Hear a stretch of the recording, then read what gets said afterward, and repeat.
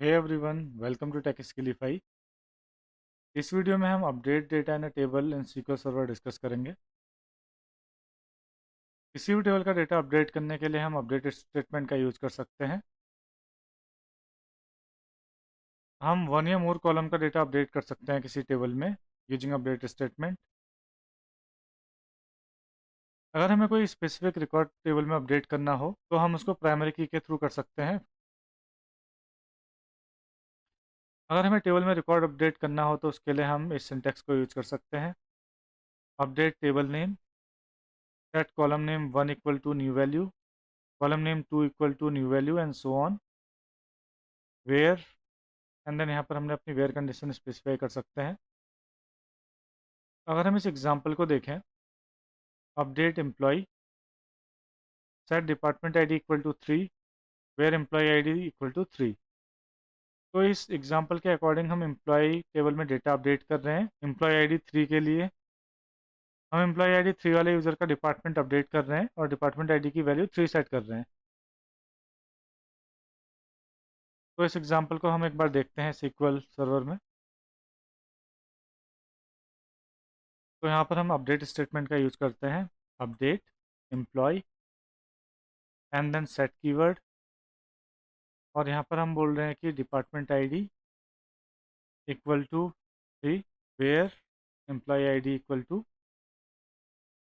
3। तो यहाँ पर हम प्राइमरी की से डेटा अपडेट कर रहे हैं। पहले हम देखते हैं कि एम्प्लॉय आईडी 3 के लिए डिपार्टमेंट की वैल्यू क्या है। अभी select star from employee where employee ID equal to 3। Query को रन करते हैं।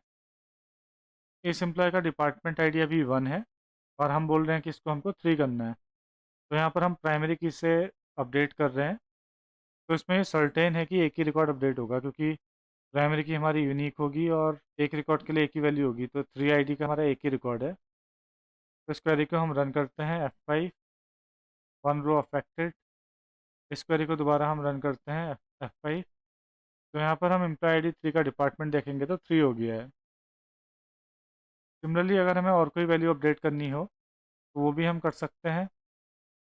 फॉर एग्जांपल इस एम्प्लॉय की एज अभी नल है तो हम यहाँ पर एज स्पेसिफाई करते हैं, age equal to 45, and then date of registration में अभी कोई डेट है नहीं, तो मे बी हम डेट ऑफ रजिस्ट्रेशन में भी कोई डेट असाइन करते हैं, equal to get UTC date. तो इस क्वेरी को हम रन करते हैं, F5 वन रो अफेक्टेड। तो दोबारा सेलेक्ट करते हैं इसको। तो यहाँ पर हमारा एज 45 अपडेट हो गया है और UTC डेट में टाइम जो भी डेट होगी है तो ये अपडेट हो गया है।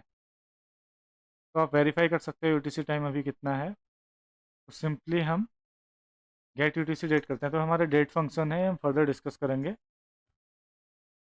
गेट UTC डेट में UTC टाइम जोन के अकॉर्डिंग डेट रिटर्न करेगा। और अगर हम करंट डेट देखना चाहें, गेट डेट, तो ये हमारी IST रिटर्न करेगा एक्चुअल। मल्टीपल रो अपडेट करने के लिए हम इस एग्जांपल को रेफर कर सकते हैं। ये हमारा सिमिलर एग्जांपल है जो हमने डिस्कस किया था।